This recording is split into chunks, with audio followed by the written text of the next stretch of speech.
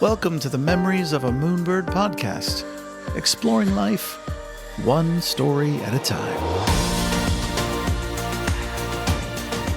Hello friends, I'm Daniel Scherl and welcome to the 50th episode of the Memories of a Moonbird podcast. How awesome is that? We have a really special episode for you today, so let's get to it. For more than 30 years, she's been working in conservation to protect shorebirds around the planet. She's not only a biologist and field ornithologist, but she's also the actual scientist who banded B95, the world-famous red knot who was nicknamed Moonbird and whom my entire podcast and website were founded in honor of.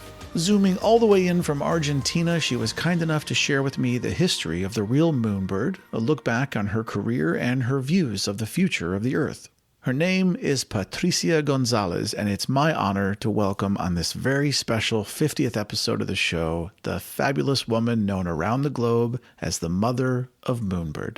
Patricia, I have to say, before I even officially welcome you to the show, I think we should tell the listeners how funny it is that we had to postpone the recording because you have parrots outside that are addicted to almonds. Why don't you tell everyone about that? I live in Patagonia, in the north of Patagonia, where we have burrowing parrots. They are beautiful birds. And every early morning and every sunset, they fly over my home, going to their roosting sites or going to feed. But in my backyard, I have an almond tree that right now is having almonds. So during the day, they like to visit my backyard to steal my almonds. And they are very, very noisy when they land in the tree. So we had to shush them away and wait for them to go so we could record. Yes, because otherwise we cannot record. Or perhaps you have to interview the parrots. What do they see? They believe or think about the almonds.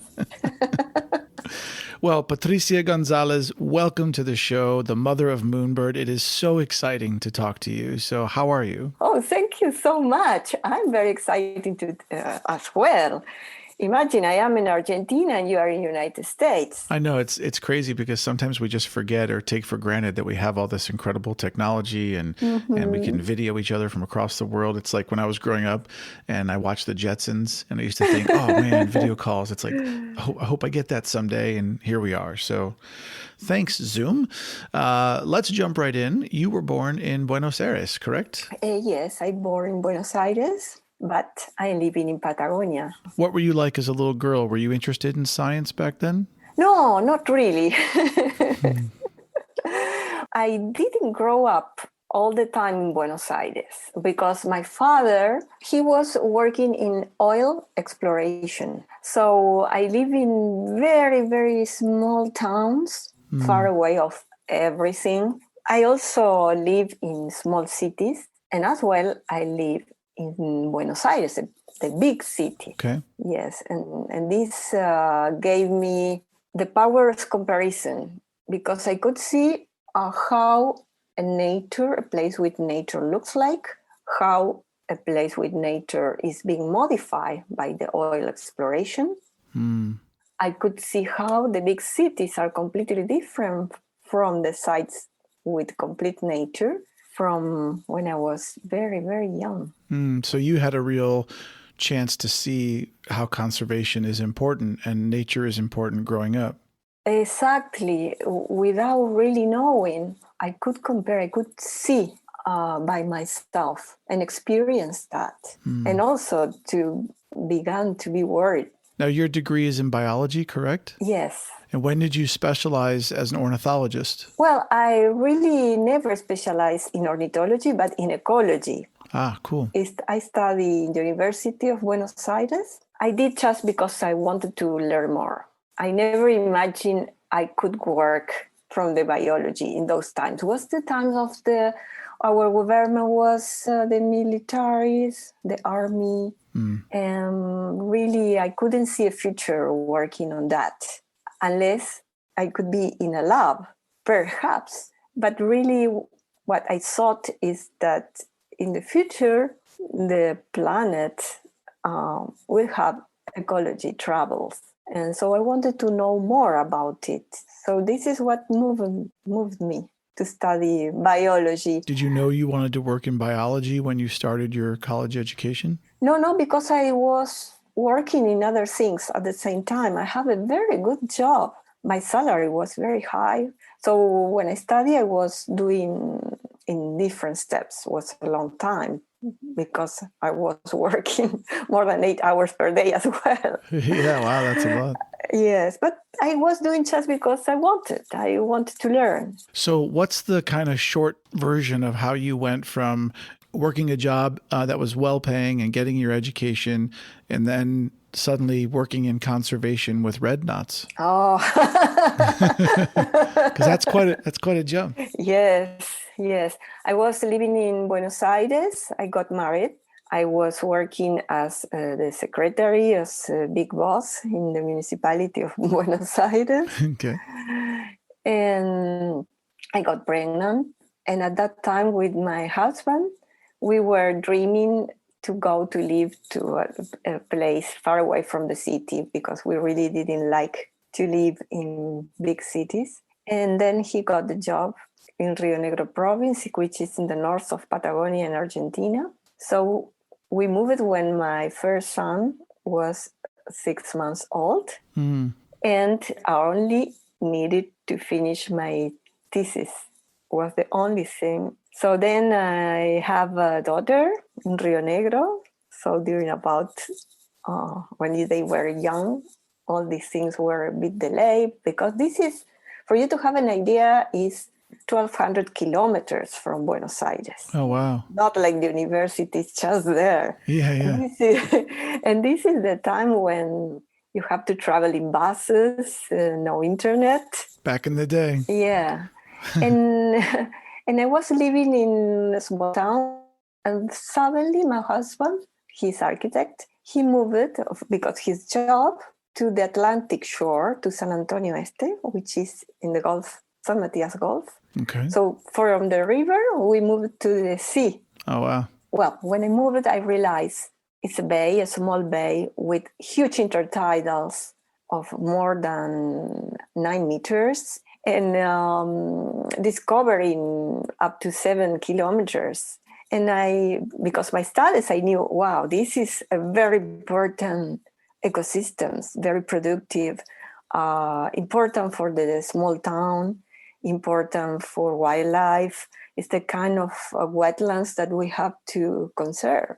Nursery for fishes that later you will fish, and must be birds there. So at that time, I got a director to do my thesis in Rio Negro, but he knew about birds, and I knew nothing about birds. I never saw the birds. They were very small. I wanted to work with pumas or foxes or whales or things like that. Some big mammal. Very little things. And I thought, oh, wow, it's the only thing I can do to work with that. And it was a project to build a factory, soda ash factory, which is a chemical factory, a project from 40 years old, 40, imagine, Wow. 40 years old, something that. And then I realized, wow, this wetland is in danger. So I arranged to do the study about birds to see if the wetland was important for birds, for shorebirds, birds that live in the shore, marine or shorebirds. And at the beginning, I found nothing. And for the first months, until suddenly they all appear, thousands and thousands of shorebirds. And they are talking to us. They are telling to us how important is this wetland. Yeah. So when this start the story of my career in some way, because I thought, oh, I have to do something with this. And what I had to do is try to protect these birds. Yeah. At the beginning, I wanted that everybody wanted to come and see the birds because nobody went to the beach. There were no four-wheel drives. And people went to the beach only in summer, and the birds were in fall or spring, and there were no access to the beaches. And I wanted, oh, please, I want to show this.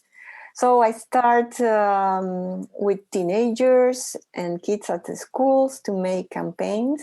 And how many years ago was this? This was in the early 90s. Okay. So 30 years ago. So I thought we need to create a natural area protected. Yeah. If we do that, it's not going to be a problem with the soda ash factory.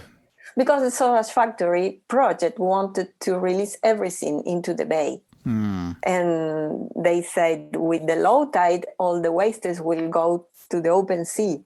And the truth is this never will happen.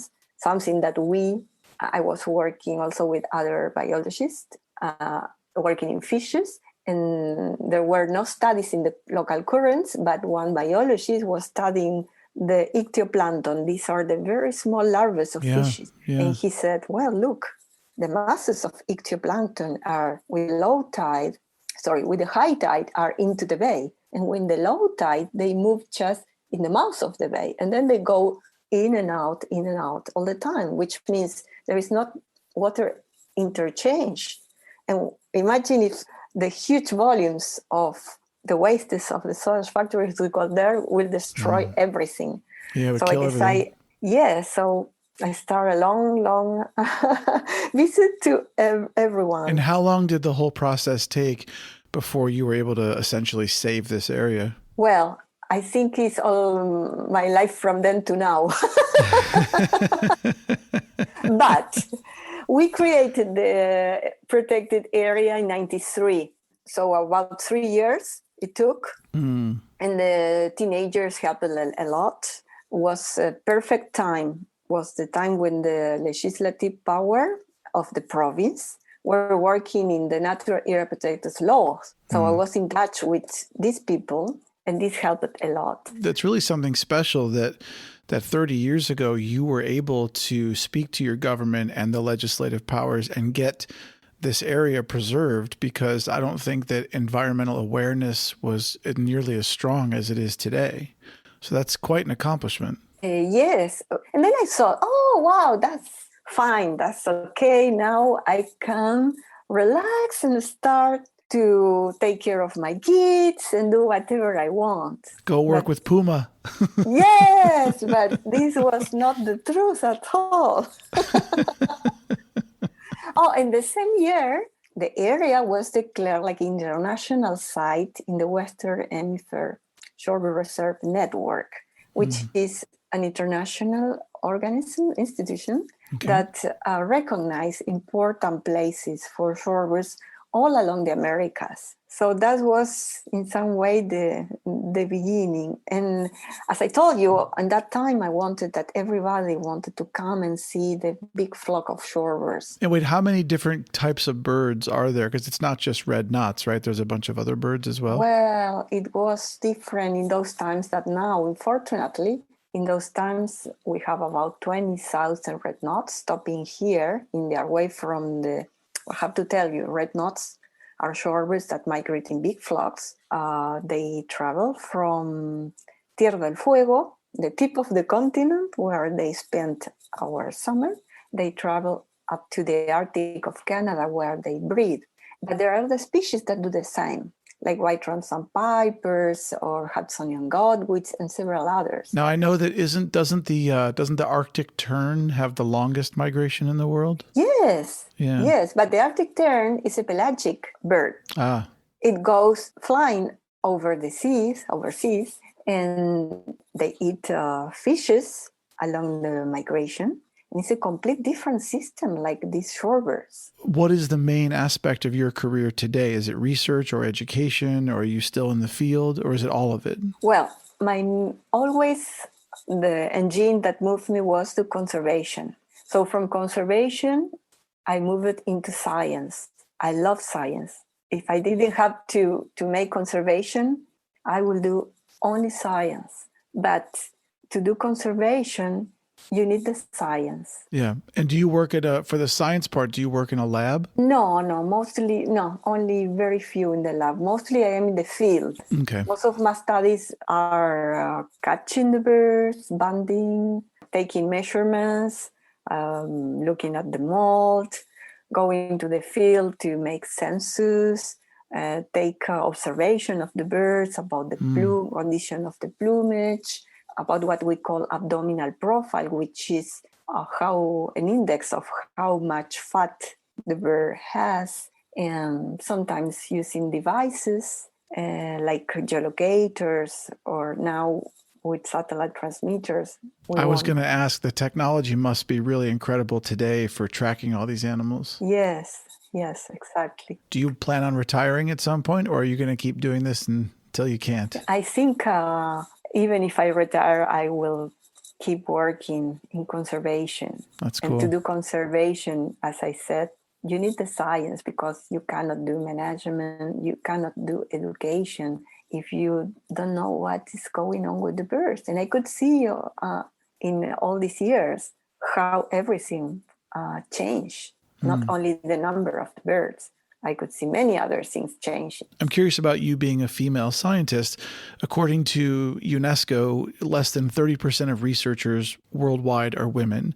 And so what's it been like for you being a woman in what is predominantly a male-dominated field? Well, my story is a bit different, because I was living in a place like San Antonio Este, where nobody was working with birds. And only recently we have a university that still is not teaching about birds. So I was working with researchers from other countries, mainly Canada, some in the United States and the Netherlands. And especially I worked for many, many years with Dr. Alan Baker from Royal Ontario Museum of Toronto. Cool.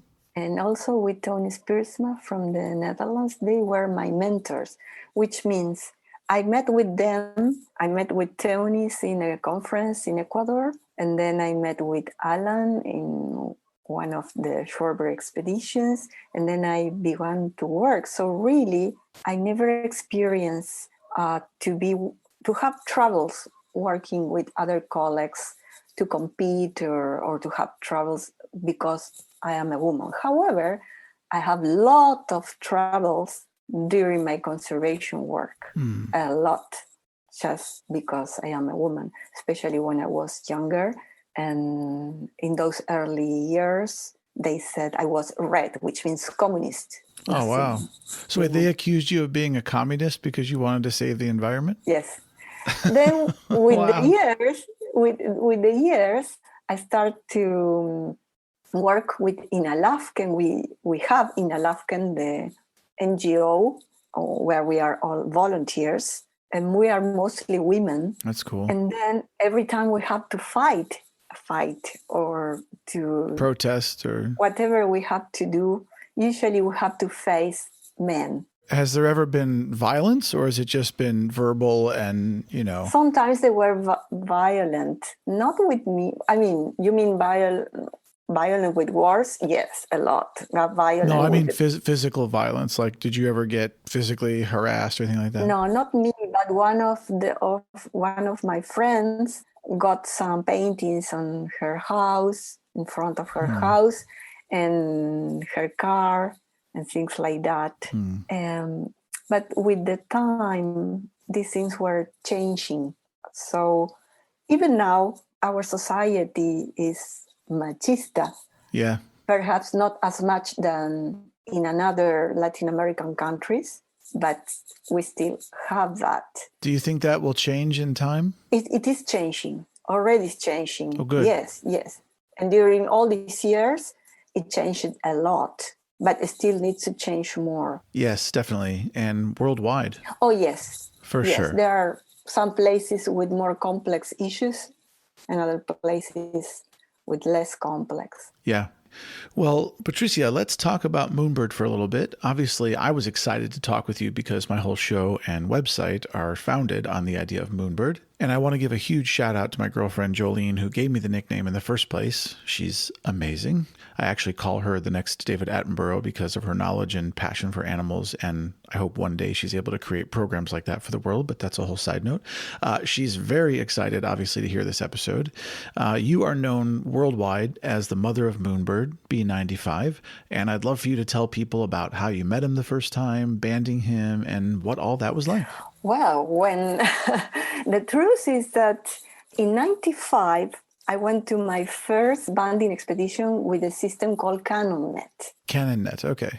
Yes, but the CanonNet is something very big where you need a lot of people to work and very experienced. So you don't hurt the bird, correct? Yes, but you don't hurt the bird and you don't hurt the people as well.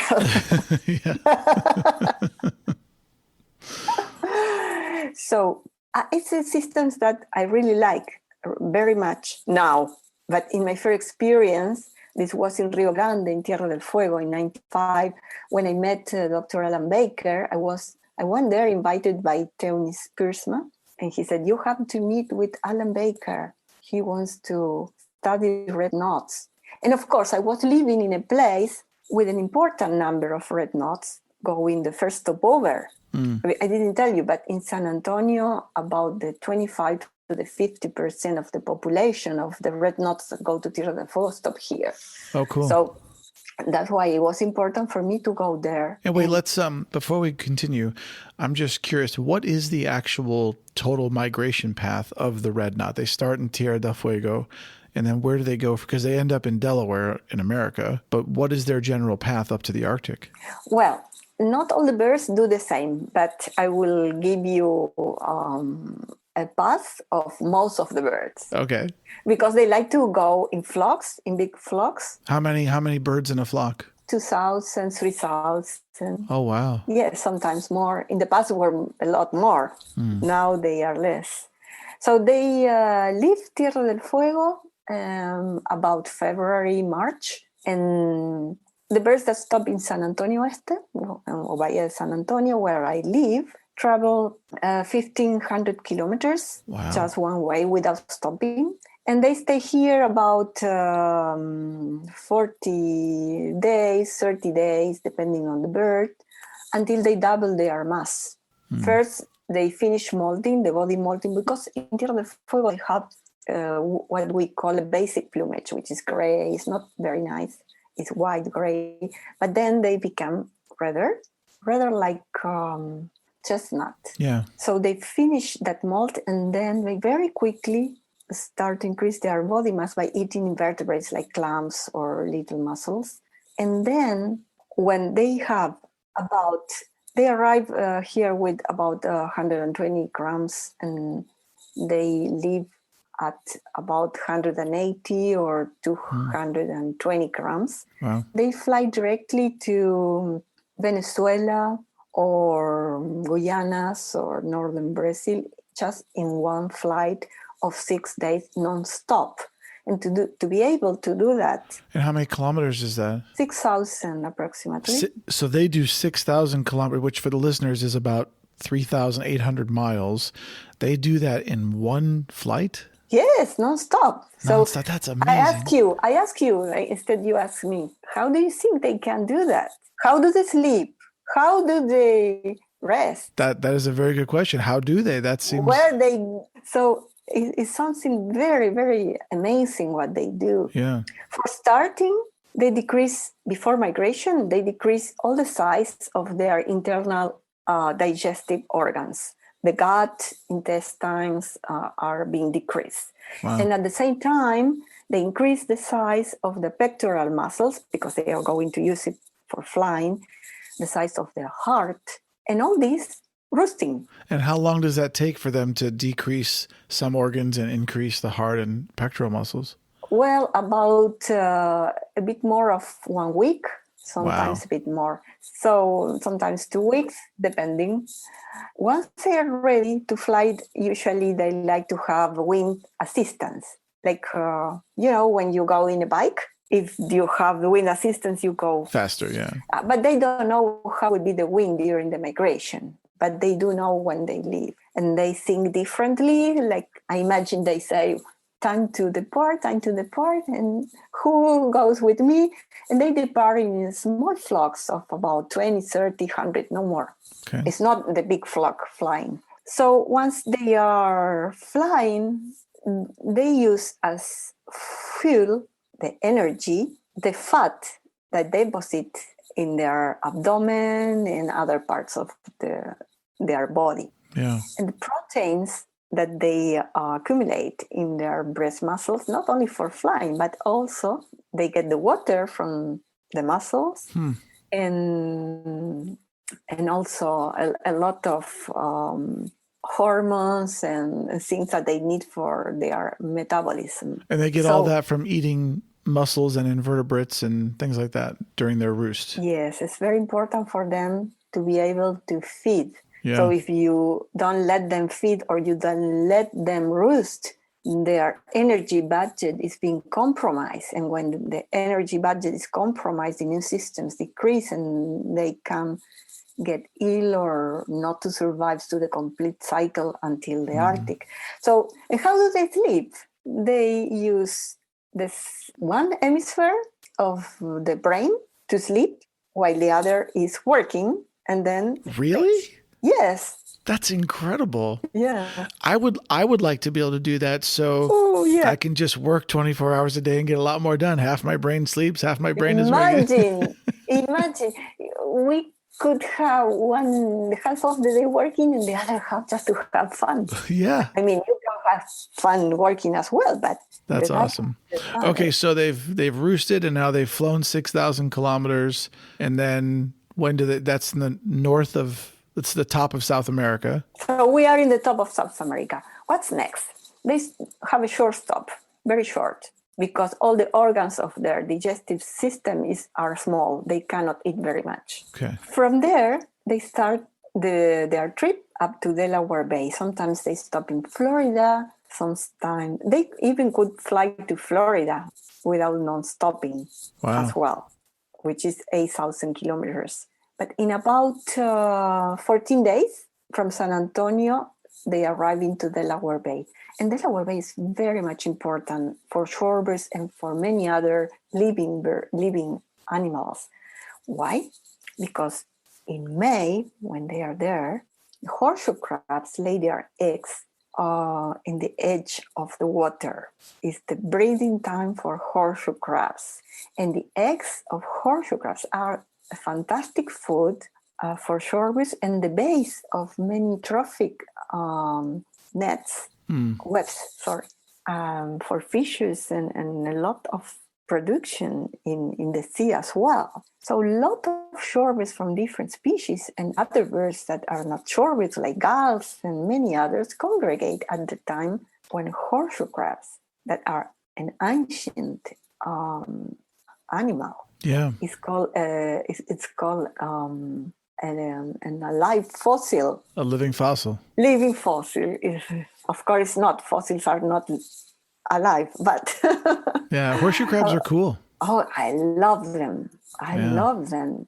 They are fantastic. How long are all the birds in Delaware Bay feeding on horseshoe crab eggs? The horseshoe crab is the eggs have such great quality that red knots, for example, don't need very much time to feed on them. They may arrive at 100 grams and double their body mass in 10 days, sometimes in 8 days. Wow. So this is incredible. It's very, very fast. And is that enough food for them to get from Delaware Bay all the way to the Arctic? And the idea is that they can get the food not only to fly from Delaware Bay to the Arctic. They carry extra food from Delaware Bay to the Arctic. Why? So they can mate. Because, well, when they arrive in the Arctic, they don't know how the weather will be. It's very unpredictable. Is the snow melt or not? Is going to be one of the high, terrible Arctic storms? They don't know. So they need extra reserves for survival in the first days in case of the storms or in case they still don't have food because still there are snow. And also to begin the change again or the rebuild of their internal organ size, not only digestive systems, but as well the reproductive system. So they go through 2 organ changes during this migration every year? Well, no, every time they go to a stopover, they go for these changes. Wow. When they arrive with all this, the organs of the digestive system very small, how to grow up, and then they can feed better. And then before migration, it's all the reduction again at the time that the muscles, pectoral muscles grow up, etc., etc. That's incredible. is amazing. And what happened in Delaware Bay in the late 90s, early 2000s, because the overfishing of the horseshoe crabs, the food for shorebirds started to decrease. So many red knots, and other shorebirds as well, couldn't get body mass they needed for migration and to go to the Arctic. And the birds that decided to migrate, the birds who decided that to go to the Arctic and reproduce there, they got the compromise of their immune system, and their survival and production of young were affected. And so did this kill a lot of the birds? Did a lot of them die because of this? Yes, they produced a lot of dying. It was a big decline in the early 2000s because this reason. Imagine we have in Tierra del Fuego more than 60,000 red knots. Now we are having about 10,000. Oh, wow. And are they still on the decline, or are they coming back up? The last years, it's like they are stable. Stable, okay. Going up. The other thing is that the breeding success is usually not very high. But this year, we already know that they have a good breeding season. Woohoo! Yeah. So when did you meet B95? Okay.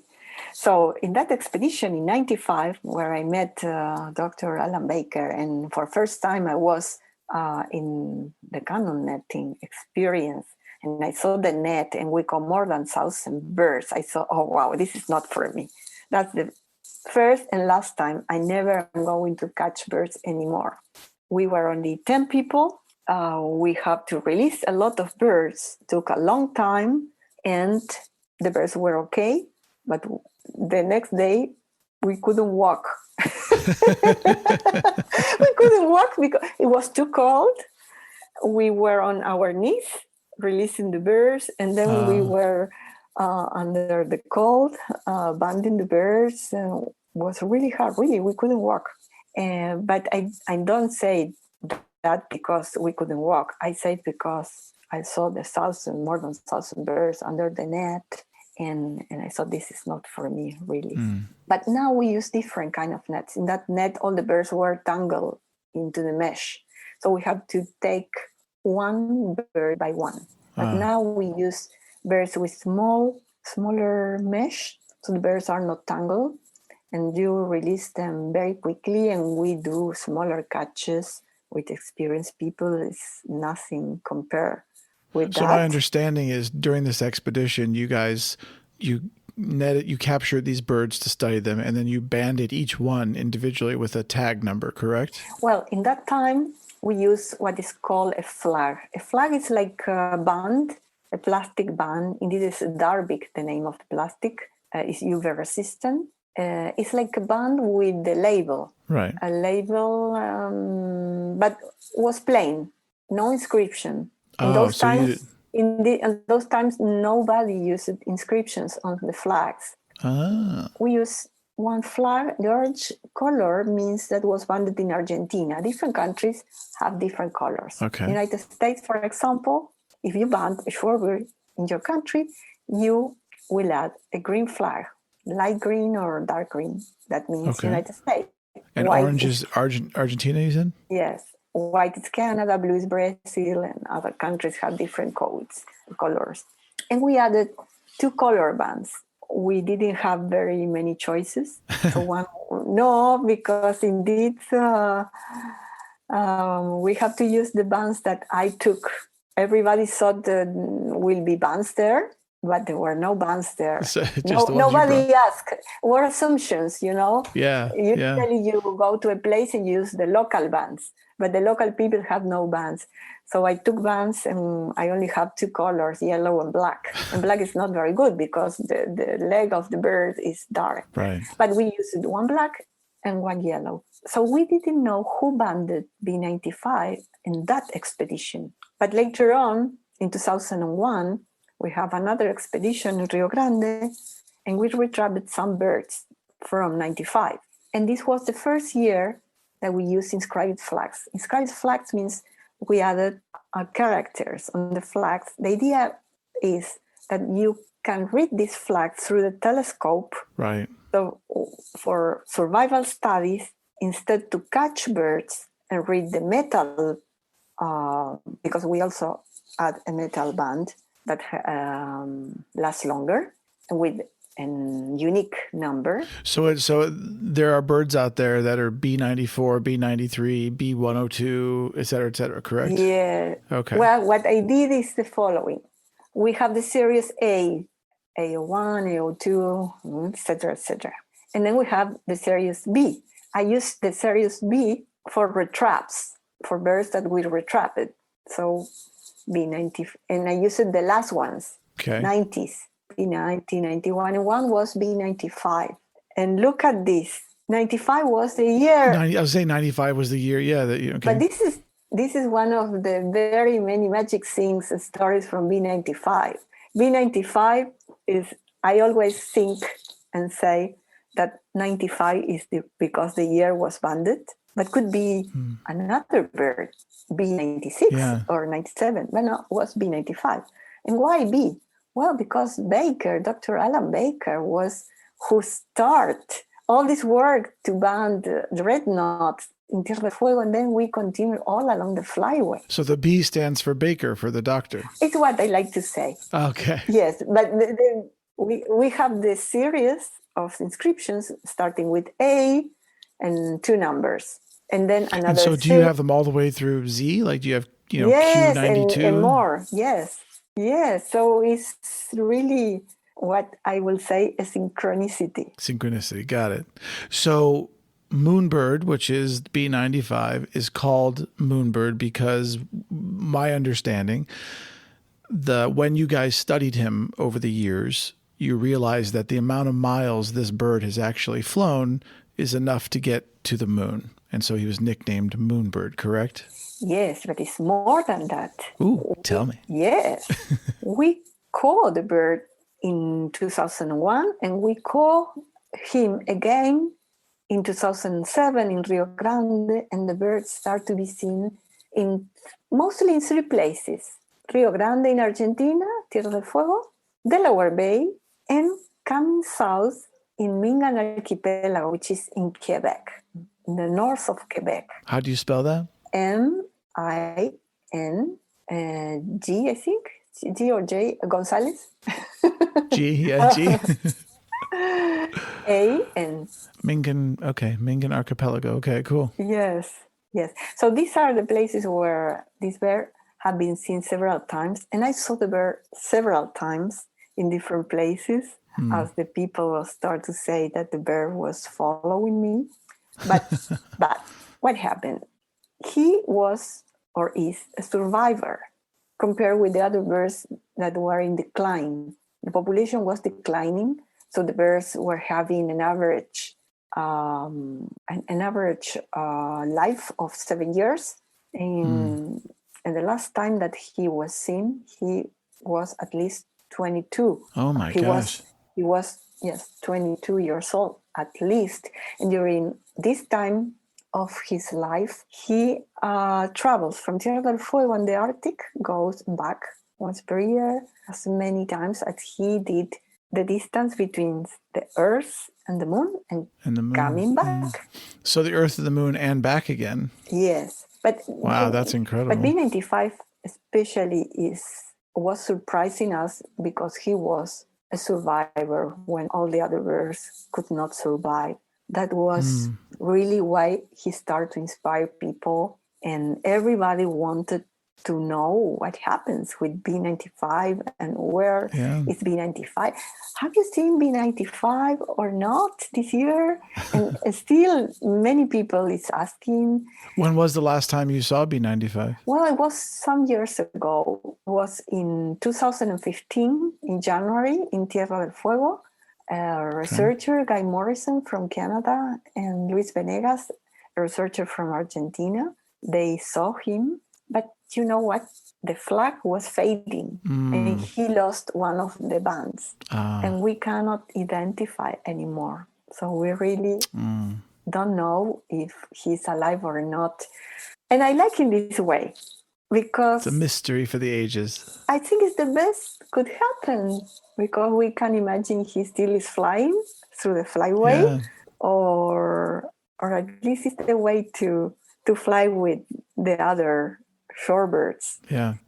Now, today, do you guys have tags that are that have like RFID chips or other kind of technology, so you can actually track the birds live on a satellite? Yes, with red nose was more difficult because the shape of the bird and the way to act. But right now, for example, there is a project of Environment Canada.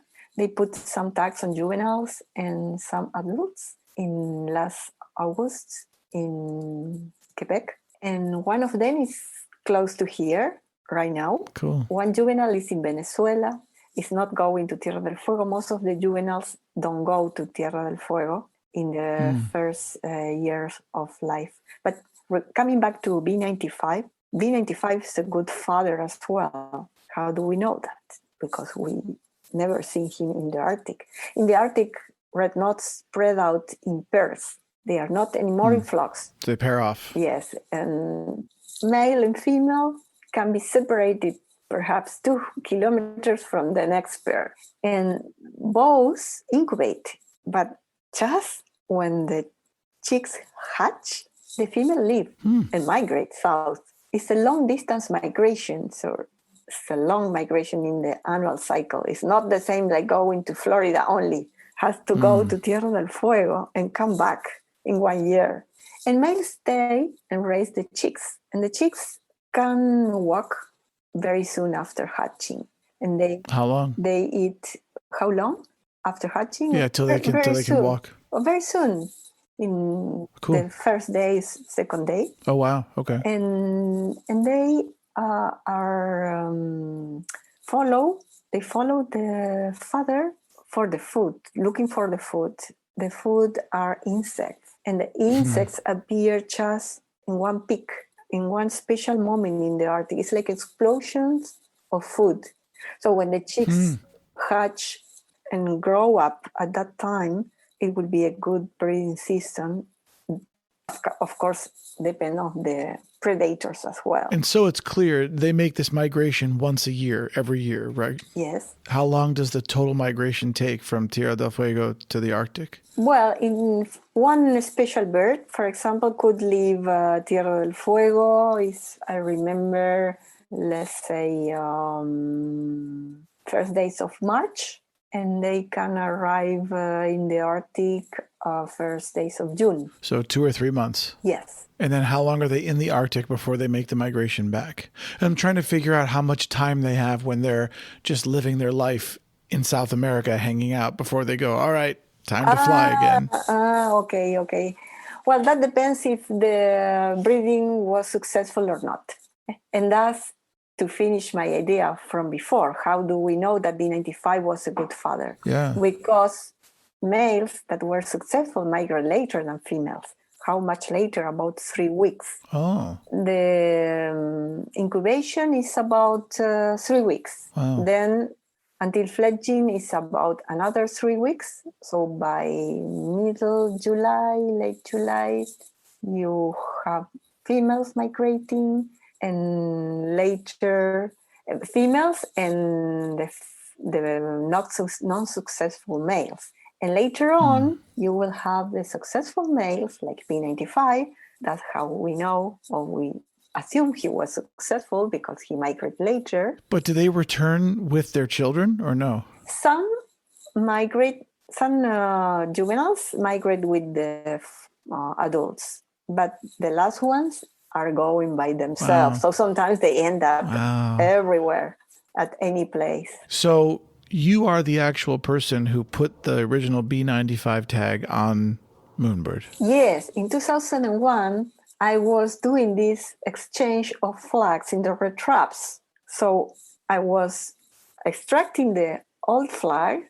Red traps are the birds that were banded in 95 and that we retraps in 2001, or could be banded in another year as well. So because we were using, for first time, inscribed flags, and the reason to use inscribed flags was to reduce the number of catch for survival studies and to increase the data of resightings, Sure. which means to know that birds are alive for the models, I was exchanging that. I was adding this. But you had no idea when you picked up this little red knot and put a little tag that this bird would become famous worldwide. That's crazy. I never imagined. I think the life of B95 was very linked to my life as well. That's cool. Now, are there other birds you guys have studied that have lived 22 years or longer that you know of? Well, last year we discovered another one. Was one bird banded in 98 here in San Antonio Este, but the flag was plain. Was a time when we didn't have inscribed flags. I don't know why, but this bird preserved the flag and the 2 color bands we had. One person in Panama could photograph the metal band, and then we saw the bird here. So we know because the combination of flag and color bands that was banded in 98. And this bird, I saw as a female. I saw her again this year in San Antonio during the pandemic, the quarantine. I was able to go to the beach and I saw the bird. And in July, it was 22. She was 22 years. Wow, that's cool. Yes. Very cool. Now, my girlfriend nicknamed me Moonbird because I've actually traveled enough in my life around the world that I've traveled enough miles to go to the moon. I'm curious, have you also traveled a lot in your life, and have you traveled enough miles to be a Moonbird? Well, I never made that calculation really, but you forced me to do this calculation. Good. So really never wonder about it. And yes, I didn't come back to the Earth from the moon, but I think I traveled enough to get there. To go, yes. That's cool. Yes, I was traveling with the birds along the Americas in different stopovers and also in conferences in different parts of the world, and even in Australia and New Zealand, which is so far away. That's a far flight right there. Yeah. I was there a few years ago. It's beautiful. Oh, yes.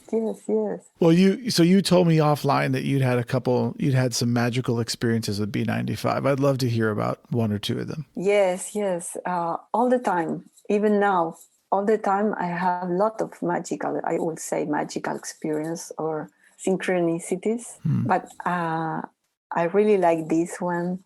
In 2012, I went to Delaware Bay, as every year I was going in those times. So there we were with the international team in different houses. And I was in one house in the beach, in Reed's Beach, in New Jersey, shore of Delaware Bay. And one morning, we decided to go to another shores to do resightings. Resightings means go with your spotting scopes and look for banded birds and record. With Humphrey, another researcher, I was with Alan there, and we were waiting for Humphrey. And Humphrey didn't arrive and was being late. So Alan said, okay, I'm going to get Humphrey because I don't know what is going on. And he didn't answer any phone. Okay. And you stay here. He says, it's better. So we decided together. So I stayed at the house in case Humphrey will come to the house. You have to understand that the tide is moving. And when you do the resightings, the birds move with the tide. Yeah. So we have to be at the perfect time according with the tide. If you are late, you'll miss the birds, sure. Yes. So Alan left, and I looked at the beach, and I saw no birds. And I thought, okay, better to go to the first floor. There was a balcony to see if there are at least some birds around, even they are 10 or 20. So I went out in the balcony, and in front of me, about 2,000 or 2,500 red knots landed in front of me. And I thought, wow, I'm so lucky to be here and to stay here. So I put my scope and I start from one side of the flock. And with the scope, I'm looking bird by bird, banded and non-banded. And almost the first bird I saw was B95. I start by the left. Uh-huh. And when I saw B95, I felt like a big, heavy load on my shoulders, like having the responsibility of all the continent to get a picture, because I knew how many people would love to not only to know that B95 is there, would love to see B95. I am not a photographer. I only had a little camera to do this scoping. I was and the birds are walking very fast, feeding on the horseshoe crabs, eating one, and sometimes disappear in the middle of other birds. So I was moving the scope with the camera, trying to photograph. So you had the camera looking through the little telescope? And moving with the other, yes. Oh, wow. One hand moving the scope with the camera pointing, and then leaving the scope, making focus. It's something that I always do. So I have some experience, but it's very difficult even. It is very difficult. I'm a photographer. That's very difficult. Yeah. Well, yes. And I thought, I am alone. Why? I need help for this, and I need photographer. There was a lot of people with good cameras in Delaware Bay, the best cameras. Suddenly, Alan Humphrey and more people arrived. And I said, hey, come here. B95 is here. Please help me to find out. And they start to find out, and we start to do reciting. And none of them could find it. So nobody saw B95 but me. And then I look at my... Did you get a picture? I got a picture. I got some few. Not the best one, but you could read the flag saying B95. Cool. And the next thing happening that day was in the afternoon, a journalist from New York Times called me. They wanted your picture? No, he didn't. No, he didn't ask for my picture, but he wanted the story for a blog in New York Times. And he called me several times during the day, and I had to work in different beaches, so it was difficult for me to answer the phone. Yeah. It was important to talk to him, and so I gave all the news, all the experience, and he published in the blog the story about B95. And the next thing happening was that later on, the BBC Mundo in Spanish, they published as well. And you know what? Without my knowledge, many others, journals in Delaware Bay or United States published the news with the picture. You went viral, basically, right? Something like that. That's cool. And the next thing happening was that my picture was published in The Guardian in UK. It was chosen like one of the... every week they select several pictures of the world, like the pictures of the week. Yeah. And they selected my picture. And imagine, I was not a photographer, but of course I could get a picture in this situation. And from that time, all the media in Argentina, the biggest media, the TV and everything, start to talk about B95. And then the world knew about B95. That's cool. So when I was traveling to Delaware Bay, in that trip, I was reading a book. And the book talked about synchronicities. And the first thing happening was this about B95. So that's why I think this was a kind of magical thing. And after that, I saw B95 several times. And then there were many synchronicities. Like, for example, there are theater plays about B95. There are, in Tierra del Fuego, is a beer place called B95.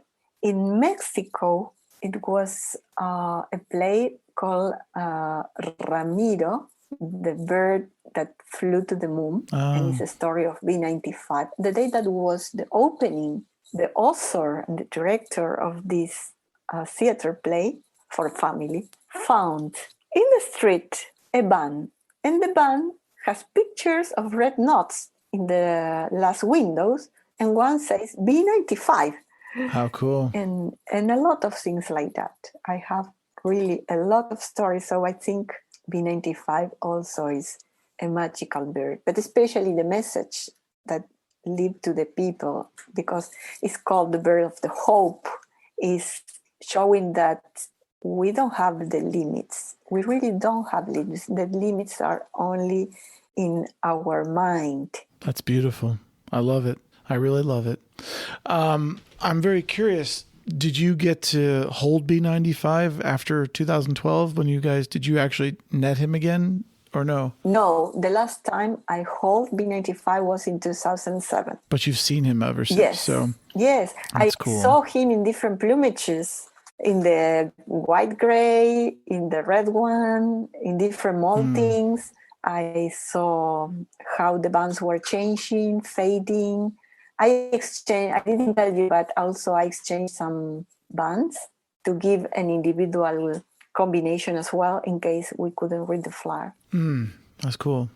Well, I'm curious, speaking of all the conservation work and the environment, what today is your main priority as a scientist and as a conservationist? I think I keep my priorities on the research. Of course, my strength is about shorebirds, but at this time of my age, I realized that perhaps the most important thing I can do is to inspire others. And indeed, short time ago, I was asking to give a lecture in the first symposium of wildlife in Peru for the University of Arequipa. Cool. And what they asked me was, they really wanted me to try to inspire women, the young students of that part of Peru, that many of them come from the mountains. So I realized that I gave many talks during the pandemic, many talks. Over Zoom like this? Yes. And what people is saying to me most of the time is to inspire young people. Especially women? Especially women is what they ask me, but also to inspire any kind of people. Yeah. Something that you don't know. But with the time, I realized the difference between being just a researcher far away of the people and a researcher that communicate with the people. In long time ago, one of my friends made a study about that here, a local study, trying to figure out about the communication between researchers and people. And she found that researchers with commitment, that show that really do the research and conservation with commitment, are the ones that reach the people. The others are being ignored.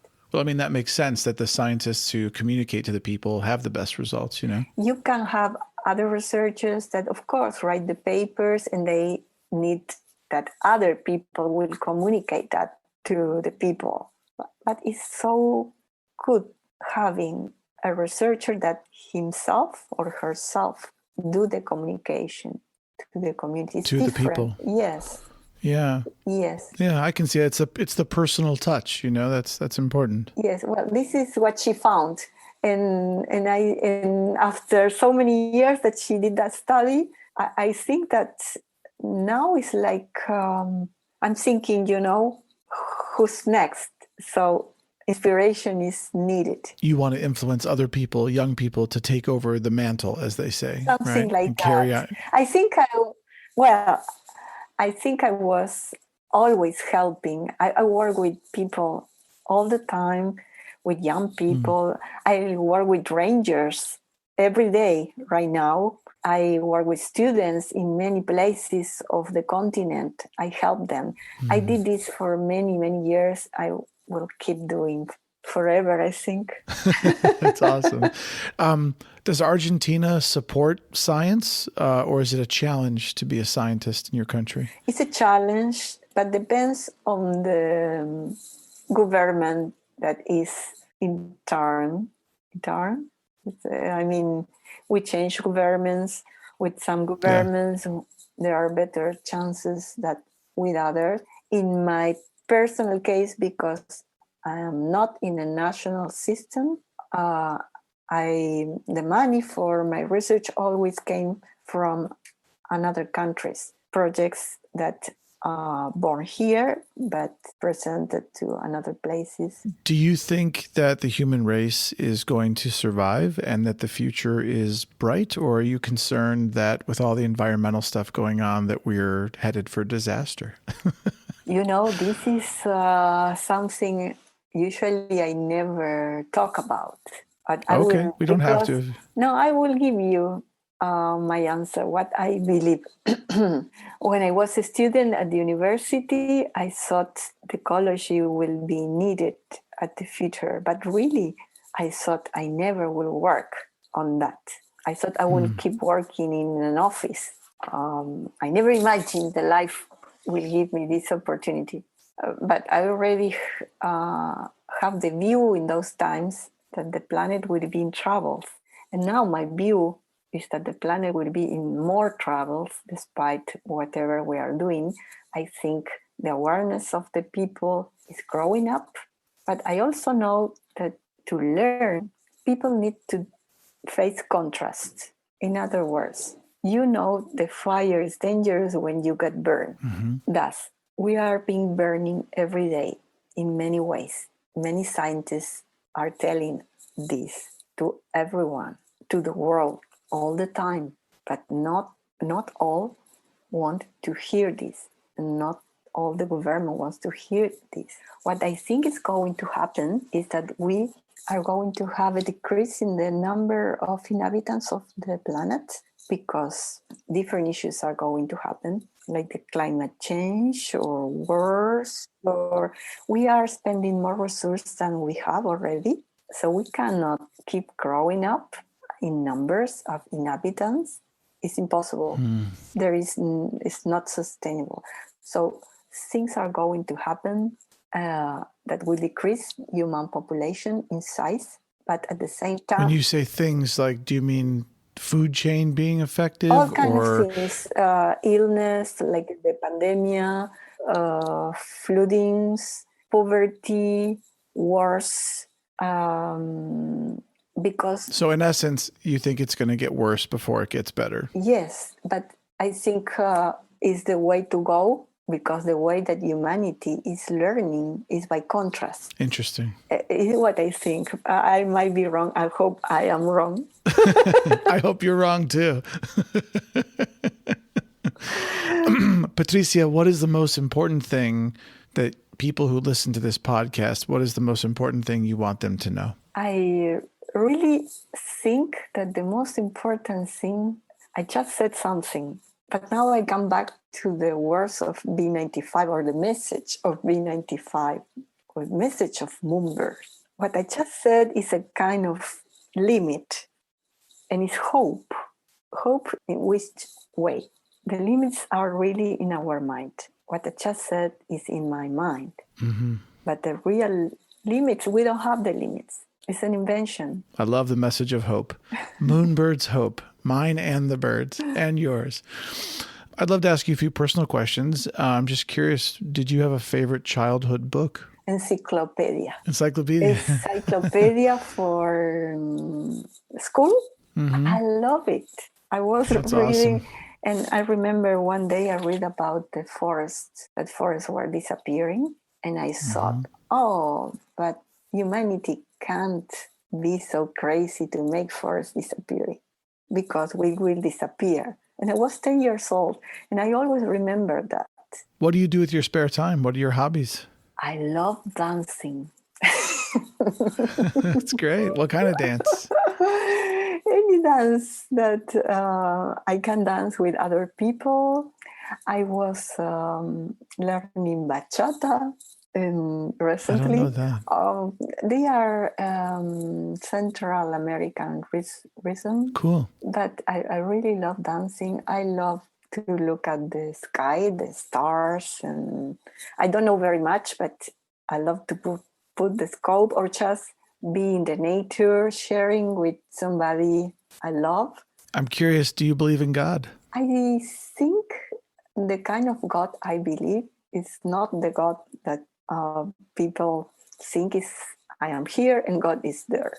I believe that we all are part of the same essence. So I think you are God. I am God. My cat is God. Plants are God. We are all part of that, and we are connected. We are connected from the spiritual point of view, and we can connect our energy. We can communicate through that energy with each other, with the animals, with the plants. And well, I did have several experiences, so that may sound crazy. That's why I also think that science is fantastic, but science is something, is almost like a play with, like a game with protocols, but that still there are some parts of science is not touching, and one day this part or those parts are going to join each other. And I talk in, I don't know how to call, but about these other connections, invisible connections. I agree. We're all connected. I really love that idea. And I've always felt that there's a profound interconnectedness to all of nature and all of life on Earth. I think it's very important. And I feel that if people would understand that better, they would treat the environment better and take it more seriously. And I think so hopefully that's coming. Hopefully the awareness of that I think all of life on Earth is one big organism. And I don't think people... Yes, Gaia. Gaia, yeah, there you go, yeah. Well, I'm curious, if you could continue to live a very healthy life, how long would you like to live? Well, as long as my body let me walk, my mind let me think. So no particular number, just as long as you're still with it. Yes, if I have physical troubles, I don't think if I want to keep living. But you never know. Perhaps I will discover something new. Yeah. Do you believe in love? Yes, of course. Very much. I think the love is very, very important. Very much important. As much important that love can change everything. Because with love, you look at the other person you have in front of you. With love, you see the other being that is in front of you, even if it is an insect. And you can understand the interconnections between all of us. Yes. That make you understand that we are all one. And I really think the love is the one that can help you not to discriminate others and to understand or accept others. I think the love is so powerful. Well, the love is really important. I really believe that. I think is one of the most powerful strengths. Even I think that when there are no love, it's because the person that expressed that is because it's having no love for himself or herself. And I think only through love will we find the answers we're all seeking.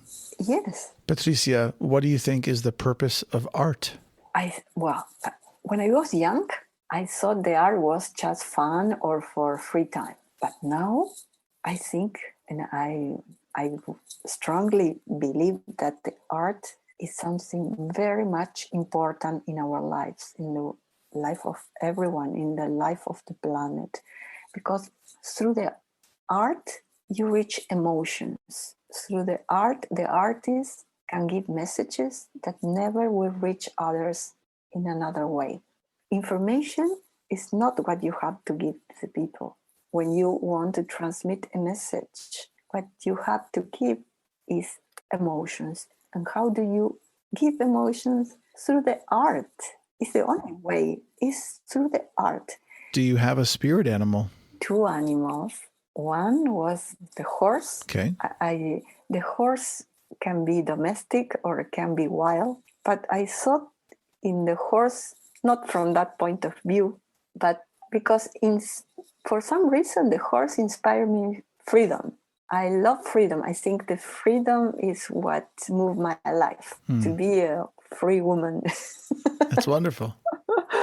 And the other animal is the eagle. And I think I feel some identification with the eagle because... Also a great symbol of freedom. You are right. Yes. But what I see in the eagle is the view, the eyes, the view. Yeah. Because along my life, I follow my views many times, despite many others were telling me you are crazy or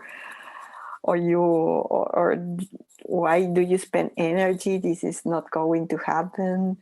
And when you would really follow your heart, so your inner view is not your eyes view, really, it's your inner view. And then my age is telling me that I took the correct decisions instead to hear the fear of the others about what I was doing. Yeah, I think it's very important to, in life, as they say, follow your heart. And even if other people are against you or they think you shouldn't do something because of their own fears, you should always follow what you believe to be true for yourself. Exactly. Yes. And I think you are very much a testament to that. So I applaud you. Well, Patricia, the last thing we do on the show is actually a little game I have, and it's called 299 Philosophical and Life Questions with a Moonbird. 299 preguntas. So you get to pick two. Oh, of course. I know the number will be 222. That's my number. 222? Yes. Okay. And what about your second one? Can you see me? The second one. Number 2. Number 2? Yeah. Okay. Well, here we go. First, number 222.